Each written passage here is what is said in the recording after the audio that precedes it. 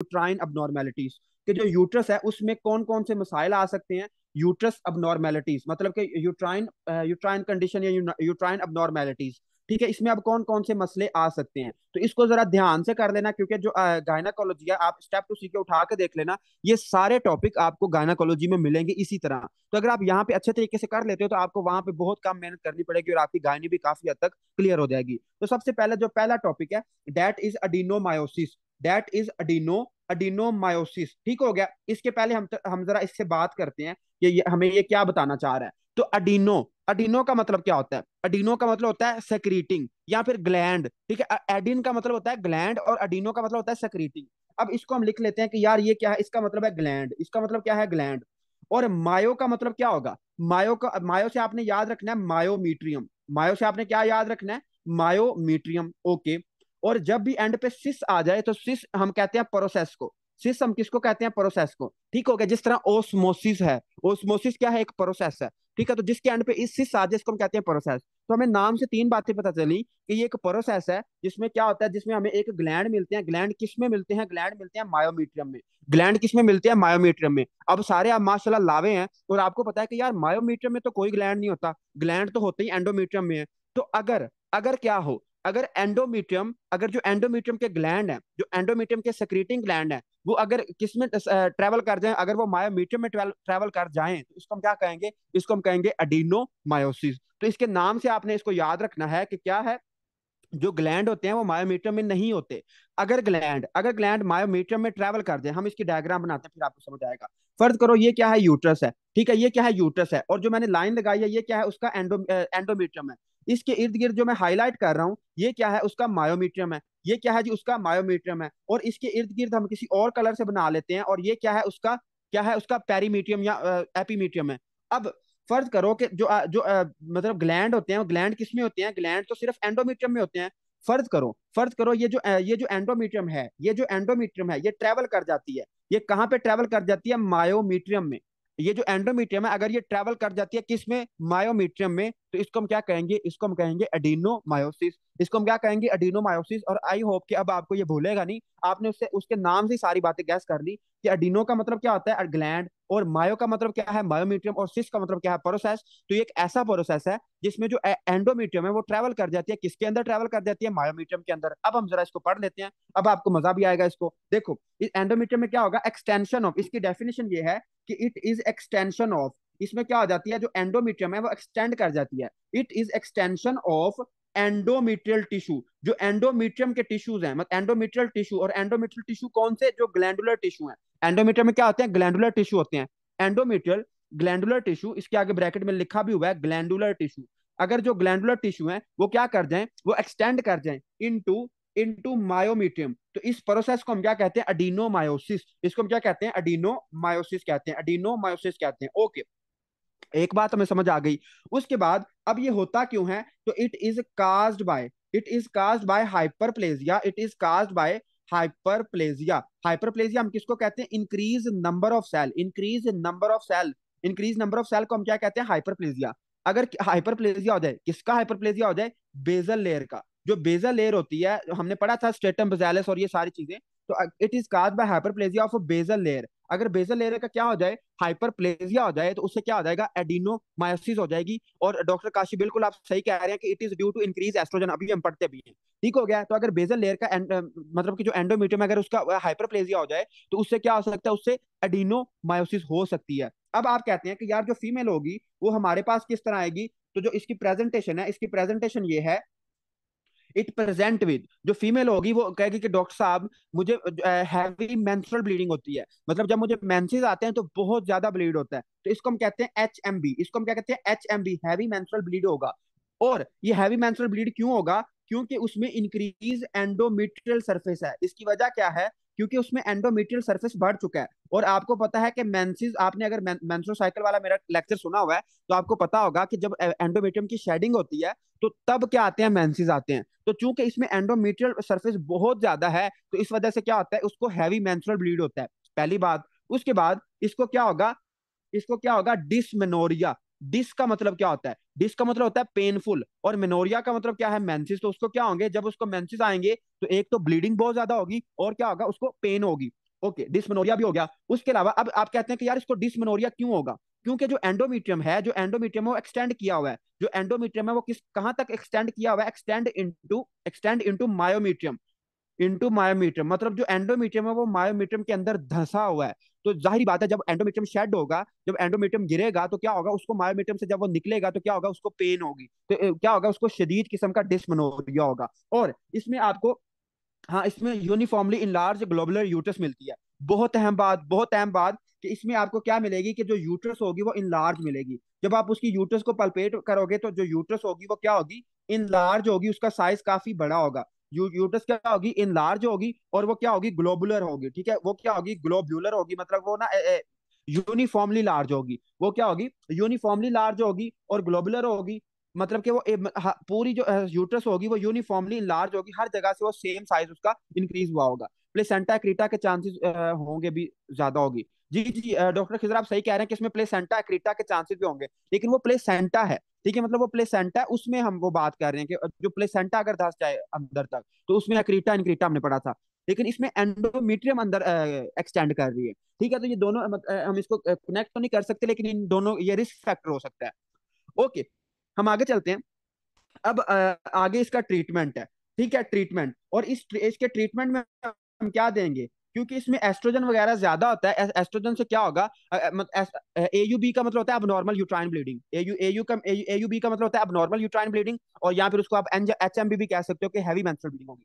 अच्छा, इसका ट्रीटमेंट आप कैसे करोगे? तो इसमें आप दोगे जीएनआरएच एगोनिस्ट। जीएनआरएच एगोनिस्ट दोगे, जीएनआरएच एगोनिस्ट दोगे। और आप उसको क्या दोगे? जीएनआरएच एगोनिस्ट दोगे। इसके अलावा आप उसकी क्या कर सकते हो? हिस्टेक्टमी कर सकते हो। हिस्टेक्टमी मतलब कि उसकी हम यूट्रस को ही क्या कर देंगे? कट कर देंगे, यूट्रस को ही काट देंगे। ठीक है, हिस्टेक्टमी कर सकते हो। और आप क्या कर सकते हो? उसमें जीएनआरएच एगोनिस्ट दे सकते हो, या फिर एक्सीजन कर सकते हो ऑर्गेनाइज्ड एडिनोमा। ठीक है, कोई कट कर सकते हैं, या फिर हम क्या कर सकते हैं? उसकी पूरी यूट्रस को उड़ा देंगे, या फिर हम क्या करेंगे? जीएनआरएच एगोनिस्ट देंगे। ओके, हम आगे चलते हैं, और आगे जो हमारा नेक्स्ट डिजीज है that is Asherman syndrome. That is Asherman syndrome, और ये गायनाकोलॉजी में भी लिखा हुआ है। ये जो जितनी भी हम डिजीजेस पढ़ रहे हैं ये गायनाकोलॉजी में एज इट इज लिखी हुई हैं। और एक एक चीज मैं आपसे पूछना चाहता हूँ कि अभी ना मैंने आपको एक चीज पढ़ाई है, और मैं एक्सपेक्ट कर रहा हूँ कि जो लावे हैं, जो बिश्कीक के लावे हैं और जो कांत के लावे हैं, वो मुझसे एक सवाल पूछेंगे कि ये आपने क्या पढ़ाया है। जी, एस्ट्रोजन इंक्रीज होने का क्या मैकेनिज्म है सर इसमें? Estrogen increase, estrogen due to any reason, मतलब किसी वजह से अगर एस्ट्रोजन इंक्रीज होता है तो उसमें इसके चांसेस ज्यादा हो सकते हैं, एडिनोमाइसिस के चांसेस ज्यादा होते हैं। जी, एक लावे ने क्वेश्चन पूछ लिया है कि हम इसमें ये क्यों दे रहे हैं।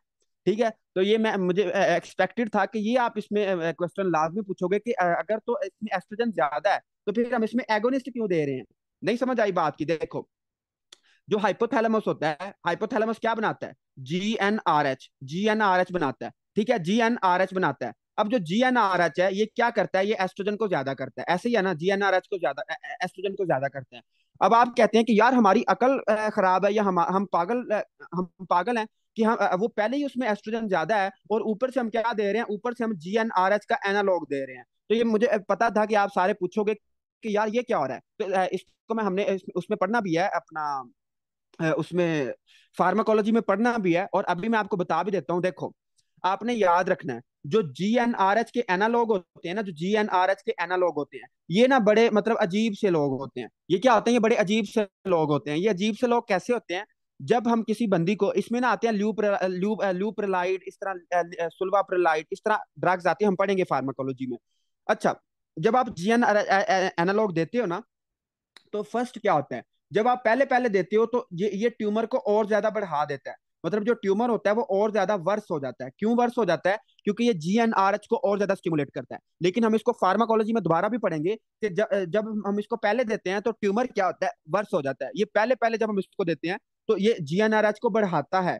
लेकिन कुछ वक्त गुजरने के बाद, आफ्टर सम टाइम ये क्या करना शुरू कर देता है? ये इनहिबिट करना शुरू कर देता है। ये एंटागोनिस्ट का काम पकड़ लेता है। मतलब ये क्या है? ये पहले दोस्त होगा और बाद में क्या बन जाएगा? दुश्मन बन जाएगा।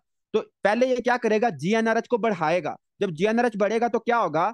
एस्ट्रोजन बढ़ेगा, और क्या होगा? ट्यूमर और वर्स हो जाएगा। लेकिन उसके बाद जब ये क्या होगा, जब कुछ देर के बाद ये क्या करना शुरू कर देता है, ये इनहिबिट करना शुरू कर देता है। जब ये इनहिबिट करेगा तो ये जो एनालॉग है, अगर हम लंबे अरसे तक GnRH एनालॉग देंगे तो इनहिबिट वो स्टिमुलेट की बजाय क्या कर देगा, उसको एनालॉग कर, मतलब कि उसको एंटागोनाइज कर देगा।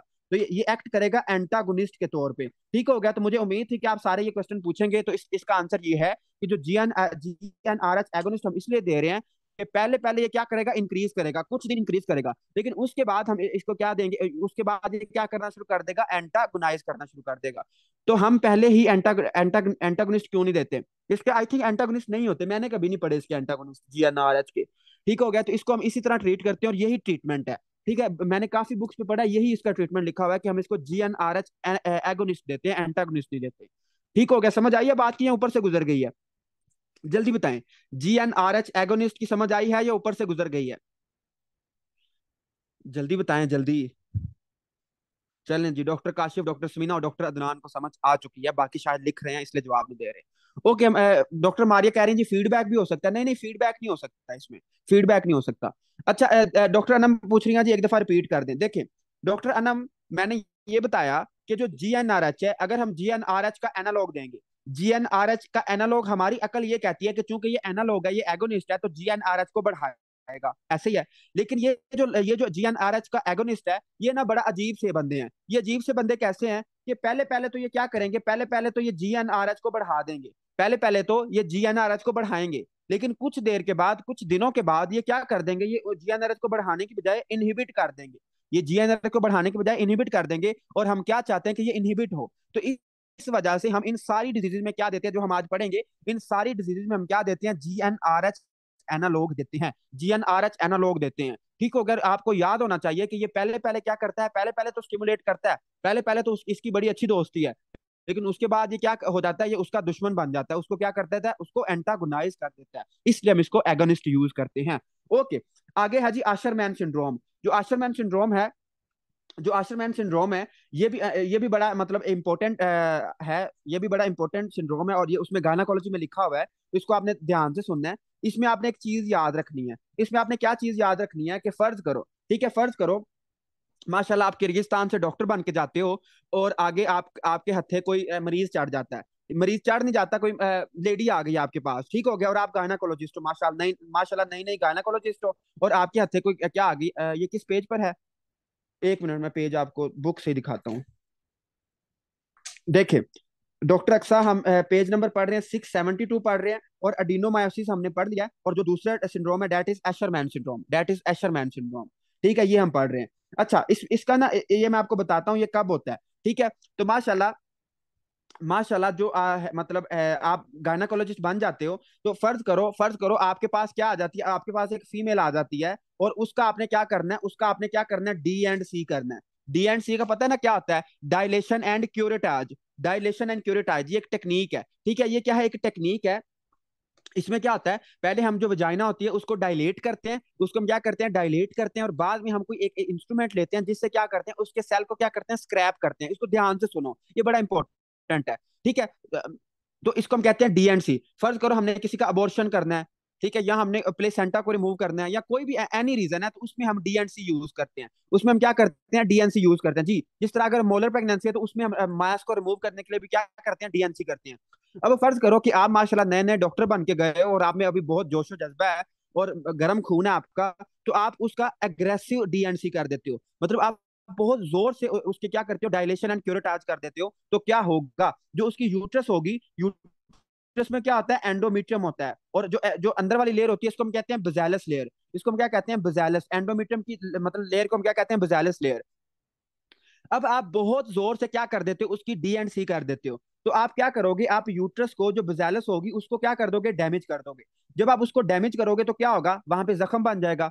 जब वहां पे जख्म बनेगा, और जख्म के बाद क्या होती है, इन्फ्लेमेशन होती है। जख्म के बाद क्या होती है, इन्फ्लेमेशन होती है। और इन्फ्लेमेशन जब ठीक हो जाती है, तो आपको पता है कि जब जख्म ठीक होता है, तो क्या रह जाता है, स्कार रह जाता है। मतलब यहाँ पे, वहां पे स्कार बन जाएगा, यहाँ फिर क्या हो जाएगा, फिब्रोसिस हो जाएगी, या फिर उस वहां पे फाइबर डिपॉजिट हो जाएंगे, या फिर क्या बन जाएगा, स्कार बन जाएगा।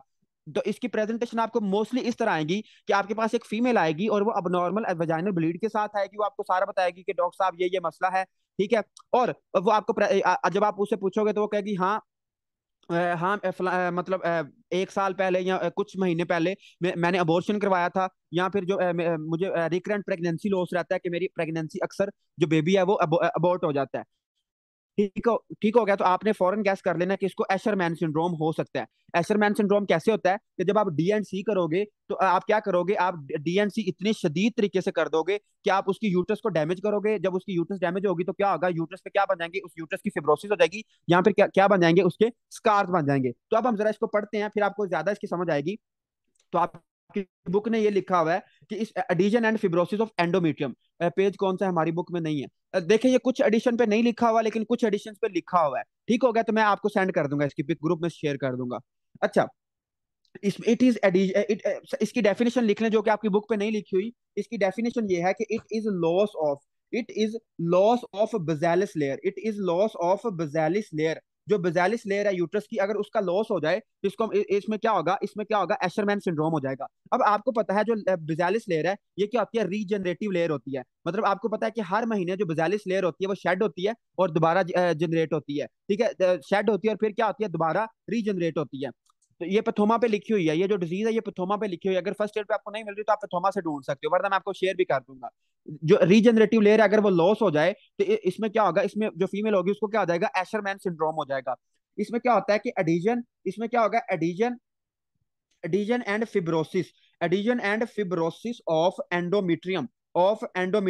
अगर एंडोमीट्रियम की क्या हो जाए, एडिजन हो जाए और फिब्रोसिस हो जाए, एंडोमीट्रियम की फिब्रोसिस हो जाए या फिर एडिजन हो जाए, तो इसको हम क्या कहते हैं, इसको हम कहते हैं एशरमैन सिंड्रोम। और सबसे अहम बात इसमें ये है, सबसे अहम बात यह है कि जो इसकी प्रेजेंटेशन क्या होगी, कि जो मरीज होगा वो आपके पास किस तरह आएगा। तो मरीज आपके पास इस तरह आएगा कि मैं आपको ना इसका क्लियर कट बताता हूँ कि मरीज आपके पास किस तरह आएगा, इसको जरा गौर से सुनना है। ठीक है, बाद में बुक से ढूंढ लेना, पहले इधर मेरी भी सुन लो। इसकी प्रेजेंटेशन क्या होगी कि फीमेल आपके पास आएगी और वो कहेगी कि डॉक्टर साहब हम बहुत ट्राई करते हैं लेकिन प्रेगनेंसी नहीं हो रही, मतलब कि इसमें फर्टिलिटी कम होगी। और आपको वो क्या बताएगी, और वो आपको ये बताएगी कि रिकरेंट प्रेगनेंसी लॉस है। क्या है, रिकरेंट प्रेगनेंसी लॉस है। मतलब कि अगर प्रेगनेंसी पहले तो होती नहीं है, अगर प्रेगनेंसी होती है तो वो क्या हो जाती है, रिकरेंट प्रेगनेंसी लॉस है। ओके, उसके बाद और क्या है, HMB है, हैवी मेंस्ट्रुअल ब्लीड है, या फिर AUB है। ठीक है, अब नॉर्मल यूट्राइन ब्लीड है कि यूट्रस से ब्लीडिंग आ रही है। ठीक है, यूट्रस से ब्लीडिंग आ रही है, या फिर उसको रिकरेंट लॉस है, या फिर उसकी फर्टिलिटी कम हुई है। अब आप कहते हैं कि यार अच्छा इसको ना एशरमैन सिंड्रोम हो सकता है। आपने उससे हिस्ट्री लेनी है, आपने उससे पूछना है कि क्या आपने आज से कोई कुछ महीने पहले या 1 साल पहले आपने अबॉर्शन तो नहीं था कराया। वो कहेगी हाँ कराया था। और आपने वो मोस्टली आपको कहेगी कि एक दाई थी हमारे गांव में, या एक हमारे टाउन में एक दाई थी और उससे उससे अबॉर्शन कराया था। तो जो इनएक्सपीरियंस डॉक्टर होगी या जो एक दाई होगी वो क्या कर देगी, वो एशरमैन सिंड्रोम कॉज करा देगी। जब वो DIC करेगी, मतलब वो अबॉर्शन कर रही होगी उसका, तो वो उसकी यूट्रस को क्या कर देगी, डैमेज कर देगी। जिससे क्या होगा कि उसकी जो बेजालस लेयर है वो लॉस हो जाएगी, जो उसका एंडोमीट्रियम का बेजालस लेयर थी वो लॉस हो जाएगी। तो जाहिर बात है अगर बेजालस लेयर ही नहीं है तो फिर उसमें क्या होगा, उसमें मेंसेस भी इरेगुलर होंगे और उसकी प्रेगनेंसी भी नहीं होगी। तो उसमें क्या होगी, उसमें फर्टिलिटी भी कम हो जाएगी और उसमें रिकरेंट लॉस ऑफ प्रेगनेंसी, ठीक है, रिकरेंट लॉस ऑफ प्रेगनेंसी होगा। और इसकी प्रेजेंटेशन आपको इसी तरह मिलेगी कि एक लेडी है और उसने एक दाई से क्या करवाया, उसने एक दाई से अबॉर्शन करवाया और उसके बाद उसको कोई बेबी नहीं हो रहा, तो बताएं उसको क्या मसला है। तो आपने कहना उसको एशरमैन सिंड्रोम है। ठीक है, उसको क्या है, उसको एशरमैन सिंड्रोम है। सर ये नेसेसरी है कि DNC, जी डॉक्टर मारिया इसमें नेसेसरी तो नहीं है, लेकिन इसकी स्ट्रॉन्ग एसोसिएशन है कि DNC। इसके अलावा कोई और ट्रॉमा भी हो सकता है, लेकिन मोस्टली आपको जो एग्जाम में ये ना गायनाकोलॉजी का सवाल है, मैंने पढ़ा भी था। गायनाकोलॉजी में आपको ये सवाल पूछा जाएगा कि एक लेडी आपके पास आई है और वो कह रही है कि प्रेगनेंसी नहीं हो रही। तो जब आपने उससे हिस्ट्री ली तो उसने 1 साल पहले किसी दाई से क्या करवाया था, किसी दाई से एक अबॉर्शन करवाया था। तो उसके बाद वो क्या है, वो उसकी फर्टिलिटी कम हो गई है। तो बताएं उसको क्या मसला है। तो आपने कहना है कि उसको एशरमैन सिंड्रोम है। उसको क्या है जी, एशरमैन सिंड्रोम है। रीजनरेटिव लेयर है तो वो नॉर्मली हील नहीं होगा, नहीं नहीं, वो हील हील कैसे होगा, उसकी फिब्रोसिस हो गई है। मतलब वो जो सारी लेयर है उसकी फिब्रोसिस, आपने उसको इतना डैमेज कर दिया है कि वो सारी फिब्रोज हो गई है, वो डेड हो गई है। मुझे बताएं एशरमैन सिंड्रोम की समझ आई है इसकी।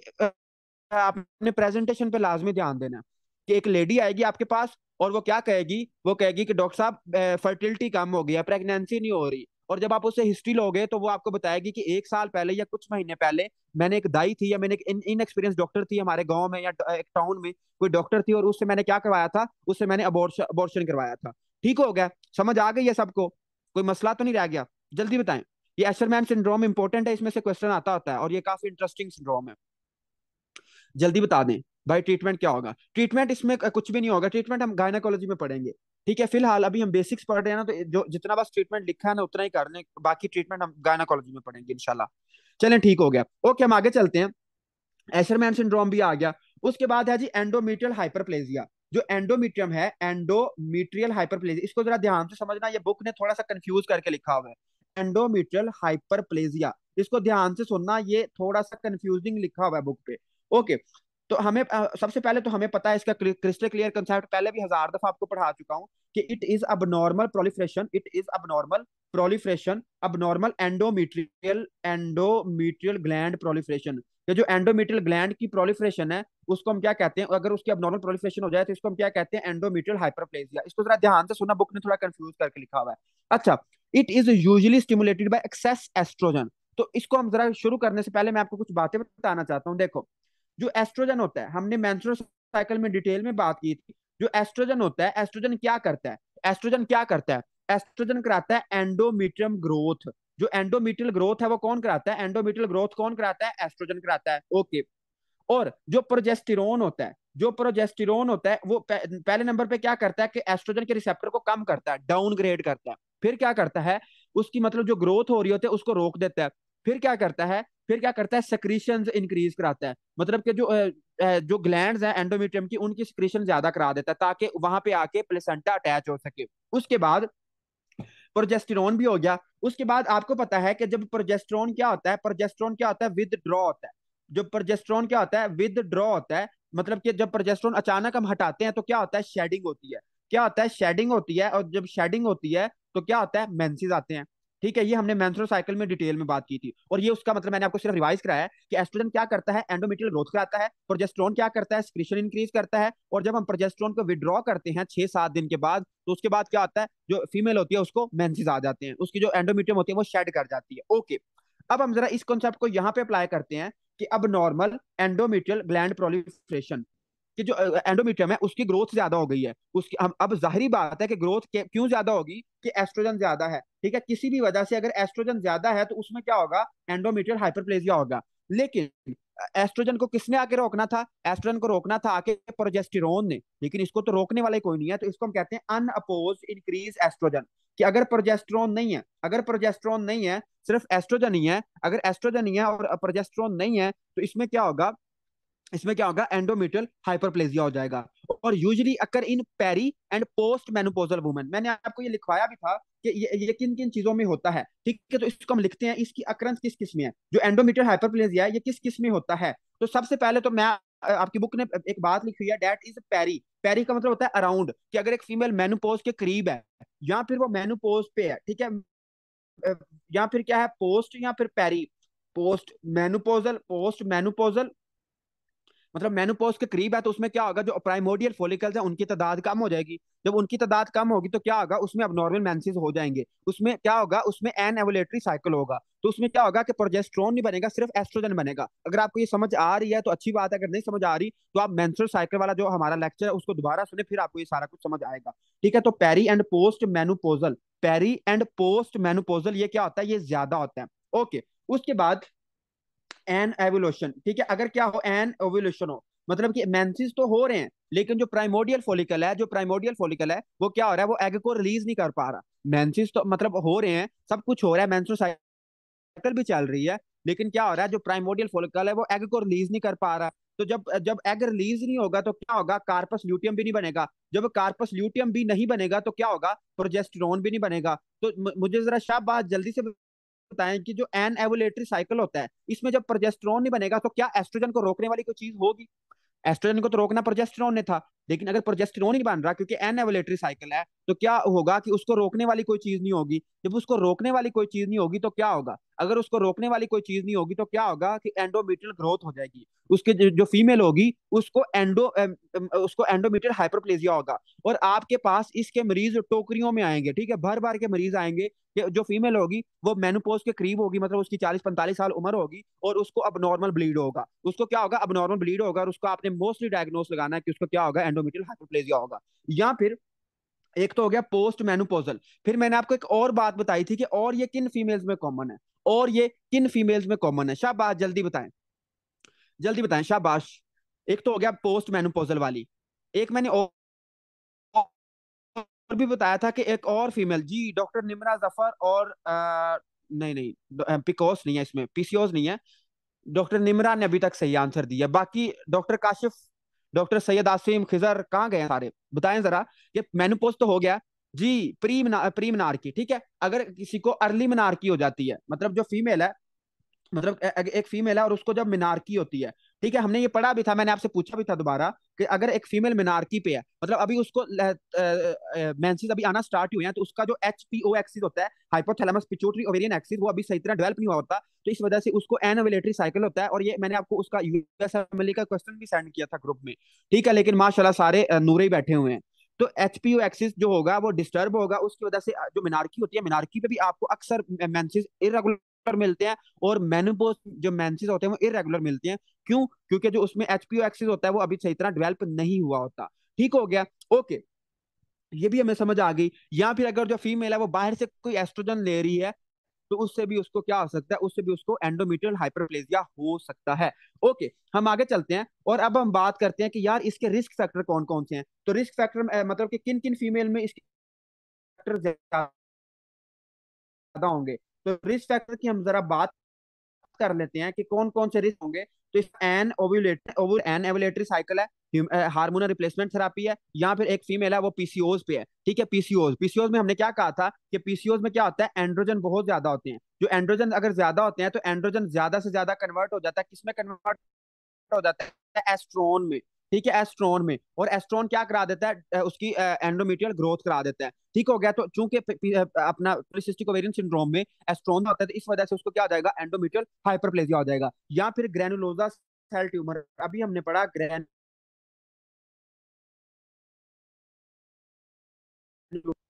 ग्रेनुलोजा सेल का ट्यूमर है, तो उसकी क्या होगा, उसको क्या होगा, अपना एंडोमेट्रियल हाइपरप्लेजिया होगा। और इसमें ओबेसिटी, ओबेसिटी में वही बात लिखी हुई है कि अगर ओबेसिटी होगी तो ओबेसिटी में क्या होगा, ओबेसिटी में क्या होगा, ज्यादा से ज्यादा एंड्रोजन कन्वर्ट होंगे, किसमें, एस्ट्रोजन में। फिर पीसीओज होते हैं, पीसीओज में क्या होता है, जो एंड्रोजन होते हैं वो ज्यादा से ज्यादा किसमें कन्वर्ट होते हैं, एस्ट्रोन में, जिससे क्या हो जाता है, एंडोमेट्रियल हाइपरप्लेजिया हो जाता है। और अगर ग्रेनुलोजा सेल का ट्यूमर है, तो ग्रेनुलोजा सेल में क्या होगा, एस्ट्रोजन अगर ज्यादा हो जाता है तो उससे भी क्या होगा, एंडोमेट्रियल हाइपरप्लेजिया हो जाएगा। उसके अलावा अगर ओबेसिटी है, तो ओबेसिटी में भी क्या होता है, एंड्रोजन, मतलब जो एंड्रोजन की कन्वर्जन होगी ज्यादा होगी, तो उसमें भी क्या होगा, उसमें भी एंडोमेट्रियल हाइपरप्लेजिया हो सकता है। तो ओबेसिटी, ग्रेनुलोसा सेल ट्यूमर और पिकोस, इन सब में क्या हो सकता है, एंडोमेट्रियल हाइपरप्लेजिया हो सकता है। अब आप कहते हैं कि जो ये हाइपरप्लेजिया, इसमें मतलब इसमें कौन सा रिस्क है, कौन सा रिस्क है, increase risk of endometrial carcinoma. कि जो अगर हाइपरप्लेजिया, अगर आपने ये बात याद रखनी है, जो हाइपरप्लेजिया होता है ये दो किस्म का होता है, एक होता है सिंपल हाइपरप्लेजिया और एक होता है कम्प्लेक्स हाइपरप्लेजिया। लेकिन आपने एक और बात याद रखनी है कि increase risk of endometrial carcinoma, increase risk of endometrial carcinoma. लेकिन कौन सा हाइपरप्लेजिया इंक्रीज करेगा कार्सिनोमा में, मतलब ये पहले हाइपरप्लेजिया ना, अभी कैंसर नहीं बना, तो इसका चांसेस होते हैं कि ये कैंसर में भी डेवलप कर जाए, तो it increase risk of endometrial carcinoma. लेकिन इसमें आपने याद रखना है कि अगर इसमें क्या हो जाता है, न्यूक्लियर एटीपिया, ठीक है, जो अगर उसका जो न्यूक्लियस है, जो उसके एंडोमेट्रियम के सेल्स के न्यूक्लियस है, अगर उनमें हमें एटीपिया मिलता है, जब हम उसकी बायोप्सी करते हैं और उसके जो न्यूक्लियस है वो क्या हो गए हैं, एटीपिया, एटीपिया का मतलब है कि अबनॉर्मल हो गए हैं, उनकी जो शक्ल है बिल्कुल अबनॉर्मल हो गई है, तो उसमें हम इसमें चांसेस होते हैं कि ये जो आपका अल्लाह भला करे एंडोमेट्रियम हाइपरप्लेजिया, ये डेवलप हो जाएगा, किसमें डेवलप हो जाएगा, एंडोमेट्रियल कार्सिनोमा में। और इसकी आपको प्रेजेंटेशन हमेशा हमेशा आपको जो इसकी प्रेजेंटेशन मिलेगी वो यही मिलेगी कि इसमें आपने सबसे जो फीमेल होगी वो आपके पास आएगी और वो कहेगी कि डॉक्टर साहब HMB है, मतलब जो मेंसेस आते हैं तो बहुत ज्यादा ब्लीड होता है, या फिर क्या है, इरेगुलर ब्लीडिंग है, या फिर आपके पास आएगी और कहेगी इरेगुलर ब्लीडिंग है, या फिर क्या है, हैवी मेंस्ट्रुअल ब्लीडिंग है। ठीक हो गया, कभी मतलब अक्सर ब्लीडिंग होती रहती है, या फिर क्या है, हैवी मेंस्ट्रुअल ब्लीडिंग है। और वो मोस्टली क्या होगी, मोस्टली वो होगी पोस्ट मेनोपोजल, मोस्टली वो क्या होगी, पोस्ट मेनोपोजल होगी, पोस्ट मेनोपोजल होगी। ठीक हो गया, तो ये आपने याद रखना है। उसके बाद मुझे जल्दी से जरा बताएं कि ये समझ आ गया अपना, जी इसमें हम टैब देंगे, टैब प्राइमोल्यूट एन देंगे। चलें जी, जल्दी बताएं, शाबाश, समझ आ गई है। इसको हम ट्रीट कैसे करेंगे, इसको हम ना बाहर से क्या देंगे, डायग्नोस हम कैसे करेंगे, इसको हम डायग्नोस करते हैं ट्रांसवाजाइनल अल्ट्रासाउंड से। ठीक है, हम अल्ट्रासाउंड करते हैं और वहां से पहले तो हम अल्ट्रासाउंड करते हैं, उससे हमें पता चल जाता है कि जो एंडोमेट्रियम है उसकी थिकनेस क्या है। पहले हम एंडोमेट्रियम की थिकनेस चेक करते हैं, उसके बाद हम फिर ना वहां से सैंपल लेते हैं और बायोप्सी के लिए भेजते हैं। इसका मैंने मरीज देखा हुआ है, मैंने ट्रीटमेंट भी इसका किया हुआ है, इसलिए मुझे ये काफी अच्छे से पता है इसका। ओके, हम आगे चलते हैं। हम आगे चलते हैं और आगे आपका बहुत इंटरेस्टिंग और बहुत इंपॉर्टेंट टॉपिक है, that is endometriosis. That is endometriosis, ठीक है, ये हम आज पढ़ते हैं और फिर हम कल पढ़ेंगे इसके नियोप्लाज्म।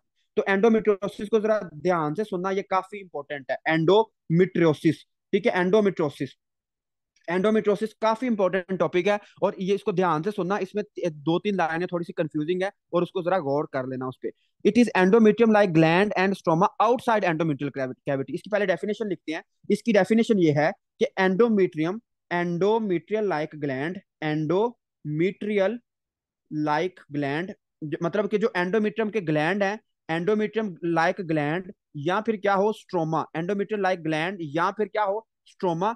अब जो एंडोमेट्रियम लाइक ग्लैंड और स्ट्रोमा वो कहाँ पे होता है, वो यूट्रस के अंदर होता है। लेकिन अगर यूट्रस के अलावा, अगर यूट्रस के अलावा हमें किसी और जगह पे मिलते हैं, यूट्रस के अलावा अगर किसी और जगह पे वो डेवलप हो जाते हैं, तो इस प्रोसेस को हम क्या कहते हैं, इस प्रोसेस को हम क्या कहते हैं, इस प्रोसेस को हम कहते हैं एंडोमेट्रोसिस। तो आउटसाइड एंडोमेट्रियल कैविटी, ठीक है। तो इसकी डेफिनेशन ये है कि एंडोमेट्रियल कैविटी के अलावा जो एंडोमेट्रियम है, अगर उसके टिश्यू कहीं और जाकर जगह पे डेवलप हो जाए, तो इसको हम क्या कहते हैं, इसको हम कहते हैं एंडोमेट्रोसिस। और इसमें मोस्ट कॉमन साइट कौन सी है, ओवरी है, मतलब सबसे ज्यादा चांसेस है कि ये ओवरी में डेवलप हो सकते हैं। और या फिर कहाँ पे हो सकते हैं, पेल्विस है, ओवरी, पेल्विस, या फिर पेरिटोनियम। इसकी मैं आपको डायग्राम भी दिखाता हूँ बाद में। ठीक हो गया, तो पेरिटोनियम में डेवलप हो सकता है, ओवरी में डेवलप हो सकता है, या फिर किस में हो सकता है, पेल्विस में भी डेवलप हो सकता है। ओके, अब हम इसमें आपको ना एक फाइंडिंग मिलती है, कुछ बुक्स लिखते हैं इसको गन पाउडर, ठीक है, गन पाउडर बर्न, या फिर फर्स्ट ईयर ने इसकी हिस्ट्रो की फाइंडिंग इस तरह लिखी है। इसमें आपको जो हिस्ट्रो फाइंडिंग ये मिलती है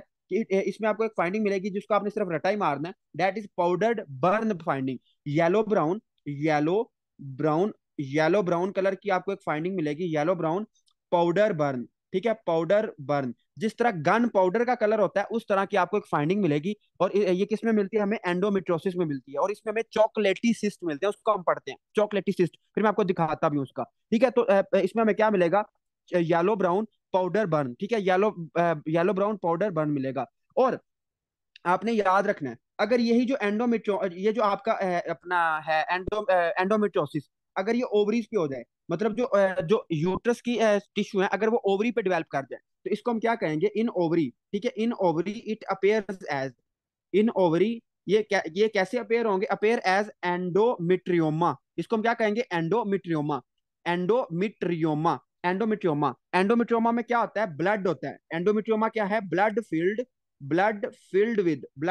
चॉकलेट, ब्लड फील्ड चॉकलेट। इसमें ना मैं आपको इसकी पिक दिखाता हूँ, फिर आपको ये ज्यादा क्लियर होगा। देखो, सबसे पहले हम एक पिक्चर निकाल लेते हैं, मैंने निकाली थी आज।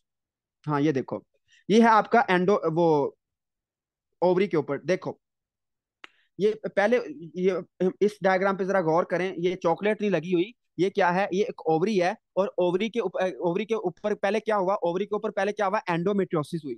ओवरी के ऊपर पहले क्या हुई, एंडोमेट्रियोसिस हुई, और उसके बाद उसमें ब्लड भर गया, उसमें ब्लड भरा, और जब ब्लड भर गया तो उसके बाद जो सिस्ट हो गया, वो उसको उसको हम क्या कहेंगे, उसको हम कहेंगे चॉकलेट सिस्ट। इसको हम कहते हैं चॉकलेट सिस्ट। और ये क्या होता है, इस फाइंडिंग को हम क्या कहते हैं, gun powder, yellow brown gun powder burn. कि हमें इस तरह लगता है कि जिस तरह आपने देखा होगा इसको, अगर आपने कभी गन चलाई है तो आपको पता होगा कि उसका जो गन पाउडर होता है, अगर मतलब वो हमारी स्किन पे लग जाए तो हमारी स्किन वहां से जल जाती है।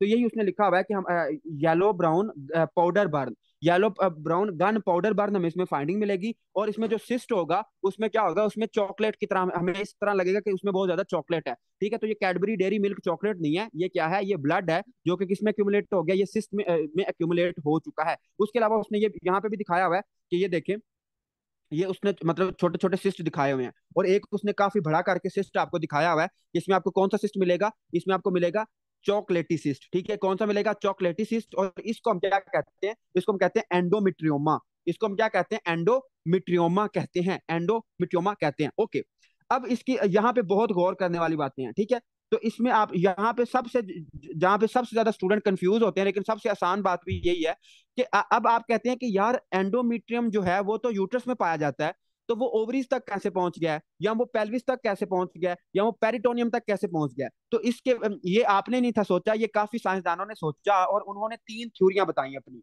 उनकी तीन थ्योरीज हैं, थ्री थ्योरीज हैं इसके बारे में, थ्री थ्योरीज है इनके बारे में कि यार जो अपना होता है ना एंडोमेट्रियम, वो ओवरी तक कैसे पहुंचता है। तो उनकी तीन थ्योरीज है। इन थ्योरीज को बहुत आसान बिल्कुल अच्छे तरीके से आपको समझ आ जाएगी, बस आपने गौर करना है। जो पहली थ्योरी है, जो पहली थ्योरी है, पहली थ्योरी इज रेट्रोग्रेड। ठीक है, रेट्रो का मतलब क्या होता है, बैक। रेट्रो का मतलब क्या होता है, बैक। तो retrograde, retrograde menstrual blood flow, इसको अगर आप सिंपल, आपकी बुक ने थोड़ा सा कंफ्यूज करके लिखा हुआ है, आप अगर इसको सिंपल करके लिखना चाहते हैं तो लिख लें। पहली थ्योरी क्या है, रेट्रोग्रेड मेंस्ट्रुअल ब्लड फ्लो। देखो मैं आपको समझाता हूँ। अब जो फीमेल है, अब जो नॉर्मल फीमेल होती है, फर्ज करो कि हम उसकी ना ट्रैक बनाने की कोशिश करते हैं, ये क्या है, उसकी यूट्रस है। और ये वैसे टेढ़ी मेढ़ी सी बन गया, लेकिन कोई नहीं। देखो फर्ज करो ये क्या है, उसकी यूट्रस है। अब जब उसको मेंसेस आते हैं तो नॉर्मली मेंसेस क्या आते हैं, नॉर्मल मेंसेस बाहर नीचे मतलब बाहर निकलते हैं ना, जो मेंस्ट्रुअल ब्लड होता है वो बाहर निकलता है। अब साइंसदानों ने ये सोचा कि यार एंडोमेट्रियम है वो ओवरी तक कैसे पहुंच गया। तो इसकी जो पहली थ्योरी ये है कि फर्ज करो अगर जो फीमेल है, अगर उसका जो मेंस्ट्रुअल ब्लड फ्लो है वो रेट्रोग्रेड फ्लो करता है। वो क्या करता है, वो रेट्रोग्रेड फ्लो करता है, मतलब वो बैक फ्लो करता है। तो इसके चांसेस हैं कि जो उसमें जो एंडोमेट्रियम है वो यहाँ यूट्रस से उठ के कहाँ तक पहुंच जाएगा, ओवरी तक पहुंच जाएगा। और ओवरी के ऊपर क्या कर जाएगा, ओवरी के अंदर या ओवरी के ऊपर क्या कर जाएगा, ग्रो कर जाएगा। और इसको हम क्या कहेंगे, इसको हम क्या कहेंगे, एंडोमेट्रियोमा। एंडोमेट्रियोमा। और हमें क्या फाइंडिंग मिलेगी, चॉकलेटी सिस्ट मिलेगी। दोबारा सुने, एक साइंसदान ने हमें यह बताया कि इसमें क्या हो सकता है, जो जो मेंसेस का ब्लड है वो बाहर आना चाहिए था, लेकिन अगर वो रेट्रोग्रेड फ्लो कर जाता है, वो पीछे की तरफ फ्लो कर जाता है, कहां तक फ्लो कर जाता है, ओवरी की तरफ फ्लो कर जाता है। ठीक हो गया, तो इसमें क्या होगा, इसमें क्या होगा कि उसको एंडोमेट्रियोमा होने के चांसेस होंगे। पहली थ्योरी ये है, ये अभी कोई कंफर्म बात नहीं, ये थ्योरी है सिर्फ। ओके। जो दूसरी थ्योरी है इसके बारे में, जो एक और साइंसदान था उसने हमें ये बताया कि यार ये ना metaplastic transformation of multipotent cells. ठीक है, meta meta meta plastic metaplastic metaplastic transformation, मतलब कि ये मेटाप्लास्टिक ट्रांसफॉर्मेशन भी हो सकती है कि जो एंडोमेट्रियम है उसका मेटाप्लेजिया हुआ। मेटाप्लेजिया से क्या हुआ, मेटाप्लेजिया से देखो, metaplastic transformation of multipotent cells, multipotent, totipotent, ये ना काफी किस्म के सेल होते हैं। एक होता है टोटीपोटेंट, या उसको टोटीपोटेंट भी कहते हैं। और मल्टीपोटेंट का मतलब देखो, इनमें फर्क ये होता है, जो टोटीपोटेंट होता है ना, वो एक ऐसा सेल होता है जो कि पूरा ऑर्गेनिज्म बना सकता है। जिस तरह एक जाइगोट है, जाइगोट से एक पूरा ऑर्गेनिज्म बन सकता है, इसको हम कहते हैं टोटीपोटेंट सेल्स। मल्टीपोटेंट सेल्स ये होते हैं कि जो हम ऐसे सेल्स जो कि हमारी बॉडी के डिफरेंट टिश्यूज बना सकते हैं। अब जो दूसरी थ्योरी है उसके बारे में ये है कि मेटाप्लास्टिक ट्रांसफॉर्मेशन, कि मेटाप्लेजिया हो सकता है, किसका मेटाप्लेजिया हो सकता है, मल्टीपोटेंट सेल्स का। मल्टीपोटेंट सेल्स कहाँ पे, जो ओवरी के हैं। ठीक है, ओवरी में जो मल्टीपोटेंट सेल्स हैं, उन्होंने ओवरी के सेल्स बनाने थे, लेकिन फर्ज करो उसमें क्या हो जाता है, फर्ज करो उसमें मेटाप्लेजिया हो जाता है। तो जो मल्टीपोटेंट सेल्स हैं वो ओवरी की बजाय कौन सा बना देंगे, वो यूट्रस का सेल बना देंगे। तो दूसरी थ्योरी हमें ये बताती है। जो तीसरी थ्योरी हमें क्या बताती है, तीसरी थ्योरी हमें ये बताती है कि यार ये जो एंडोमेट्रियल टिश्यूज है ना, जो एंडोमेट्रियम के टिश्यूज हैं, एंडोमेट्रियल टिश्यूज, ये अपना ट्रांसपोर्ट हो सकते हैं, transport through lymphatics, transport through lymphatics, कि ये लिम्फेटिक्स के रास्ते भी क्या हो सकते हैं, ट्रांसपोर्ट हो सकते हैं। मतलब कि लिम्फेटिक्स के रास्ते भी ये कहाँ पे पहुंच गए हैं, ओवरी पे पहुंच गए हैं या फिर पेरिटोनियम पे पहुंच गए हैं। लेकिन ये तीनों थ्योरीज हैं, हमें क्लियर कट अभी भी पता नहीं कि ये किस तरह जाता है। मैं इसको एक दफा रिवाइज करता हूँ क्योंकि ये बुक पे काफी कंफ्यूज करके लिखा हुआ है, इसको आप आसान करके लिख लो। देखो, पहली थ्योरी हमें क्या बताती है, पहली थ्योरी हमें ये बताती है कि जो मेंस्ट्रुअल ब्लड है उसने बाहर आना था, अगर वो बाहर की बजाय ऊपर की तरफ चला जाता है, मतलब ओवरी की तरफ चला जाता है, तो उसमें चांसेस हैं कि जो एंडोमेट्रियम है वो ओवरी तक पहुंच गया और उसको क्या हो गया, एंडोमेट्रियोमा हो गया। पहली थ्योरी हमें ये बता रही है। दूसरी थ्योरी हमें क्या बता रही है कि metaplastic transformation of multipotent cells, कि ओवरी के ऊपर मल्टीपोटेंट सेल्स होते हैं जो कि डिफरेंट टाइप ऑफ सेल्स बना सकते हैं, और उनका होता है मेटाप्लेजिया, और वो ओवरी की बजाय कौन सा सेल बना देते हैं, एंडोमेट्रियम का सेल। तो दूसरी हमें ये थ्योरी बताती है। तीसरा एक और साइंसदान था, उसने हमें ये बताया कि यार जो एंडोमेट्रियल सेल्स होते हैं ये ब्लड के बजाय लिम्फेटिक्स के थ्रू ट्रेवल कर जाते हैं ओवरी तक या पेरिटोनियम तक। तो उससे क्या हो जाता है, उसको एंडोमेट्रियोमा हो जाता है, मतलब ब्लड फील्ड चॉकलेट सिस्टम में मिलते हैं वहां पे। तो मुझे शाबाश, जल्दी से बताएं कि थ्योरी समझ आई है, क्योंकि ये बुक पे कंफ्यूज करके लिखी हुई है काफी। जल्दी बताएं, शाबाश शाबाश। सबको समझ आ गई है, माशाल्लाह जी माशाल्लाह, बहुत अच्छी बात है, सबको समझ आ चुकी है। हम आगे चलते हैं और अब हम बात करते हैं कि जो मरीज होगी वो आपके पास किस तरह आएगी, इसकी प्रेजेंटेशन क्या होगी। इसकी प्रेजेंटेशन कुछ इस तरह होगी। इसकी प्रेजेंटेशन क्या होगी कि प्रेजेंटेशन में क्या होगा, पेल्विक पेन होगा। फीमेल कहेगी कि डॉक्टर साहब पेल्विक पेन होती है, मतलब जो ग्रोइन रीजन है वहां पे बहुत ज्यादा पेन होती रहती है, तो पेल्विक पेन है। और पेल्विक पेन में क्या क्या आपको बताएगी कि जब मुझे मेंसेस आते हैं, जब मुझे मेंसेस आते हैं तो बहुत पेन होता है, तो इसको हम कहते हैं डिस्मेनोरिया। जब मुझे मेंसेस आते हैं तो इसको हम क्या कहते हैं, इसको हम कहते हैं डिस्मेनोरिया। डॉक्टर मारिया, इसकी कोई भी वजह हो सकती है, रेट्रोग्रेड फ्लो का मतलब काज मुझे भी नहीं पता, लेकिन इसकी कोई भी वजह हो सकती है कि ड्यू टू एनी रीजन अगर रेट्रोग्रेड फ्लो होता है तो उससे ये हो सकता है। अच्छा, डिस्मेनोरिया हम कहते हैं पेनफुल मेंसेस को। ठीक हो गया। उसके बाद वो कहती है कि डॉक्टर साहब जब मैं इंटरकोर्स करती हूँ तो बहुत पेन होता है, तो इसको हम क्या कहते हैं, इसको हम कहते हैं डिस्पेरूनिया। इसको हम क्या कहते हैं, डिस्पेरूनिया। डिस्पेरूनिया क्या है, पेनफुल इंटरकोर्स। जब मैं इंटरकोर्स करती हूँ तो क्या होता है, बहुत पेन होती है। या फिर वो आपको कहती है कि डॉक्टर साहब जब मैं यूरिन करती हूँ तो तब भी बहुत पेन होती है, तो डिसयूरिया, डिसयूरिया हो गया। या फिर वो ये आपको ये कहती है कि डॉक्टर साहब जब मैं स्टूल पास करती हूँ, जब मैं स्टूल पास करती हूँ तब भी बहुत पेन होती है, तो इसको हम कहते हैं डिसशीजिया। ठीक है, तो जितने भी डिस डिस वाले आपने पढ़े हैं, डिसमेनोरिया, डिसपेरोनिया, डिसयूरिया, डिसशीजिया, ये सारी इसमें आ जाएंगी। ठीक हो गया। हम आगे चलते हैं और अब हम बात करते हैं कि यार ये तो हो गया। उसके बाद वो आपको कहेगी कि डॉक्टर साहब बहुत मुझे ना ब्लीडिंग बहुत होती है, अब नॉर्मल यूट्राइन ब्लीडिंग है या फिर क्या है, या फिर क्या है, HMB है, हैवी मेंस्ट्रुअल ब्लीडिंग है। जब मेंसेस आते हैं तो बहुत ज्यादा आते हैं, या फिर अब नॉर्मली ब्लीडिंग होती रहती है। और उसको क्या होगा, उसको इनफर्टिलिटी होगी, उसको क्या होगी, इनफर्टिलिटी होगी, हैवी मेंस्ट्रुअल ब्लीड होगा। और क्या होगा, हैवी मेंस्ट्रुअल ब्लीड हो गया। और उसमें जो एक और अहम बात कि इसमें जो यूट्रस होगी वो नॉर्मल साइज होगी, यूट्रस पे कोई इफेक्ट नहीं आएगा, यूट्रस क्या होगी, नॉर्मल साइज होगी। और अभी हमने एक डिजीज पढ़ी थी जिसमें यूट्रस क्या थी, बड़ी हो गई थी। मुझे जरा शाह बात जल्दी से बताना कि वो कौन सी डिजीज थी, इसमें यूट्रस हमें नॉर्मल मिलेगी। लेकिन अभी हमने एक डिजीज पढ़ी है जिसमें यूट्रस नॉर्मल साइज बड़ी हो जाती है, इंक्रीज हो जाती है। जी, यस डॉक्टर काशिफ, डॉक्टर नहीं नहीं डॉक्टर खिजर, आप क्या बता रहे हो। EH, EH का मतलब क्या है। देखें, इसका जो सही आंसर है डेट इज अडिनोमायोसिस। अडिनोमायोसिस, अडिनोमायोसिस में क्या होता है, यूट्रस बड़ी हो जाती है। ठीक है, जो अडिनोमायोसिस है, अडिनोमायोसिस में क्या होता है, यूट्रस बड़ी हो जाती है। ओके, हम आगे चलते हैं। अब हमें इसकी प्रेजेंटेशन की भी समझ आ गई। अब आप कहते हैं कि यार इसको हम ट्रीट कैसे करें, तो इसको हम ट्रीट कैसे करेंगे, we will treat it by NSAIDs. हम इसको क्या देंगे, एनसेड्स देंगे, एनसेड्स देंगे, और क्या देंगे, OCP देंगे, और क्या देंगे, और क्या देंगे, OCP देंगे, और हम इसको क्या देंगे, प्रोजेस्टिन देंगे। ठीक है, इसको प्रोजेस्टिन देंगे, OCP देंगे, ओरल कंट्रासेप्टिव पिल देंगे, और हम क्या देंगे, GnRH एगोनिस्ट देंगे। GnRH क्या देंगे, एगोनिस्ट देंगे, ये सारी चीजें देंगे। या फिर हम इसको देंगे डेनाजोल। और डेनाजोल एक ड्रग है, इसको हम पढ़ेंगे फार्माकोलॉजी में, इसको हम क्या देंगे, डेनाजोल दे सकते हैं। और हम क्या देंगे इसको, इसको हम इसके लेप्रोस्कोपिक रिमूवर, इसको हम लेप्रोस्कोपिक करेंगे, मतलब इसके हम पेट वाली पेट को पेट की लेप्रोस्कोपिक करेंगे और उसको क्या कर देंगे, रिमूव कर देंगे, लेप्रोस्कोपिक रिमूवल करेंगे। तो ये इसका क्या है, ट्रीटमेंट है, इसको आपने पढ़ लेना है। आगे एक छोटी सी डिजीज है, बहुत आसान है, OCP क्यों, पहले ही इनफर्टिलिटी है।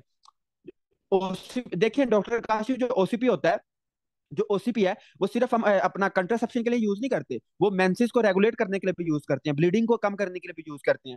इवन के जो प्राइमोलूट है, इट इज आल्सो OCP, ये भी प्रोजेस्टिन होता है, तो प्राइमोलूट हम देते हैं ब्लीडिंग को कंट्रोल करने के लिए। अच्छा, आगे एक बहुत आसान सी डिजीज है, डेट इज एंडोमेट्रियाटिस। एंडोमेट्रियाटिस, एंडोमेट्रियाटिस में आपने ये याद रखना है, इसका आपको ना सवाल कुछ इस तरह पूछा जाएगा कि आपके पास एक लेडी आई है, आपके पास एक लेडी आई है और उसको बहुत ज्यादा बुखार है। ठीक है, और उसकी एंडोमेट्रियम की इन्फ्लेमेशन हुई पड़ी है, उसको बुखार बहुत तेज है, और वो मतलब कांप रही है, और ये सारी चीजें आपको बताएगी। जब आप उससे हिस्ट्री लेते हो तो वो कहेगी कि डॉक्टर साहब कुछ दिन पहले मैंने क्या कराया था, मैंने अबॉर्शन कराया था। कुछ दिन पहले वो आपको देगी अबॉर्शन की हिस्ट्री। अब आपको पता है कि अब अबॉर्शन में अगर वो किसी दाई से अबॉर्शन कराती है, अगर वो किसी दाई से अबॉर्शन कराती है, फर्ज करो ये बेबी है, तो बेबी क्या होगा, बेबी सही तरह रिमूव नहीं होगा। ठीक है, बेबी क्या होगा, रिमूव सही तरह नहीं होगा, रिमूव नहीं होगा, not remove properly, properly remove नहीं कर पाएगी। तो अगर बेबी का कोई हिस्सा उसकी यूट्रस में रह जाता है, या फिर क्या होता है कि वो आपको कहेगी, या तो उसका अबॉर्शन हुआ होगा कुछ दिन पहले, या फिर उसकी कुछ दिन पहले क्या होगी, उसकी प्रेगनेंसी हुई होगी और नॉर्मल डिलीवरी होगी। तो अगर उसके कुछ दिन पहले नॉर्मल डिलीवरी हुई थी, किसी दाई ने डिलीवरी की थी, या फिर अबॉर्शन हुआ था, तो उसमें क्या रह गया, उसमें प्रोडक्ट ऑफ कंसेप्शन रह गया। प्रोडक्ट ऑफ कंसेप्शन हम कहते हैं मतलब कि कोई प्लेसेंटा का पार्ट रह गया, या फिर बेबी का कोई पार्ट उसकी यूट्रस के अंदर रह गया। तो जाहिर बात है अगर कोई चीज वहां उसके अंदर रह गई है तो क्या होगा, इट विल बी नाइडस। नाइडस एक बहुत वर्ड यूज होता है माइक्रोबायोलॉजी में, नाइडस का मतलब होता है घर। ठीक है, नाइडस का क्या मतलब होता है, होम। होम किसका, बैक्टीरिया का। तो it will be nidus for bacteria.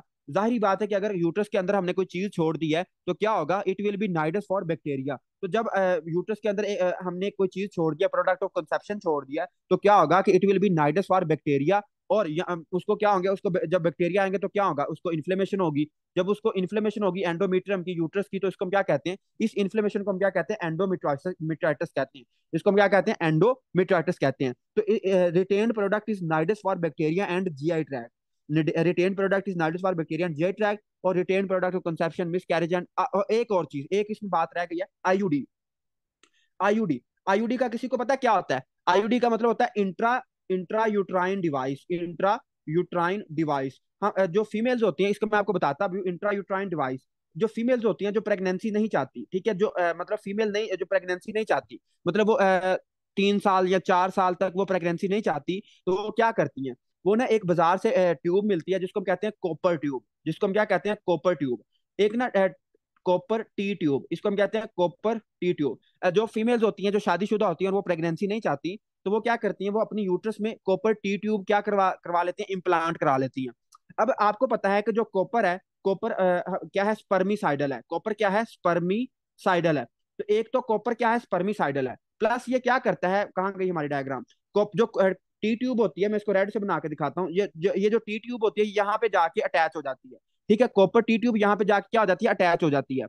अब एक तो ये क्या करती है, फ्लोपियन ट्यूब को बंद कर देती है। फ्लोपियन ट्यूब को बिल्कुल बंद कर देती है, स्पर्म को एंटर नहीं होने देती। और जो कॉपर है, कॉपर क्या है, स्पर्मिसाइडल है, स्पर्म को मारती भी है।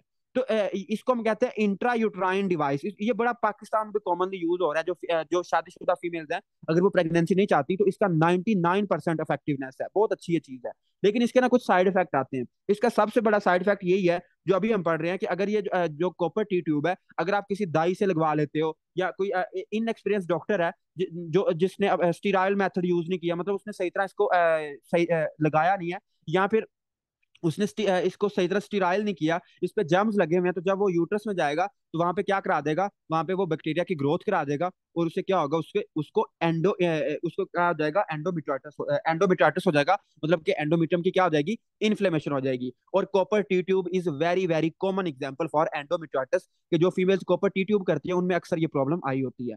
ठीक हो गया। तो एंडोमेट्राइटिस है, एंडोमेट्राइटिस में बस आपने यही याद रखना है। उसके बाद उसने लिखा हुआ है कि जो क्रॉनिक है, इसमें आपको प्लाज्मा सेल्स मिलेंगे। और इसमें ट्रीटमेंट आप कैसे करोगे, अगर एंडोमेट्राइटिस है किसी को, तो उसको आप ट्रीटमेंट कैसे करोगे, आप इसको दोगे जेंटामाइसिन। ठीक है, आप उसको क्या दोगे, जेंटामाइसिन दोगे, या फिर आप उसको क्या दोगे, क्लिंडामाइसिन। ठीक है, जेंटामाइसिन दे सकते हो, या फिर उसको क्या दे सकते हो, क्लिंडामाइसिन दे सकते हो। प्लस माइनस आप उसके साथ ऐड कर सकते हो क्या, एम्पीसिलिन। ठीक है, एम्पीसिलिन ऐड कर सकते हो। और आप उसको ये इन दोनों में से कोई भी एंटीबायोटिक दे सकते हो। ठीक हो गया जी। ये सी सेक्शन के साथ भी एसोसिएटेड, क्योंकि सी सेक्शन में भी अगर हम स्टीरॉयड मेथड यूज नहीं करेंगे तो उससे भी एंडोमेटाइटिस हो सकता है। मुझे जल्दी से बताएं कि आपको ये यूट्रस की समझ आ गई है सारी, जितनी भी हमने डिजीजेस पढ़ी हैं।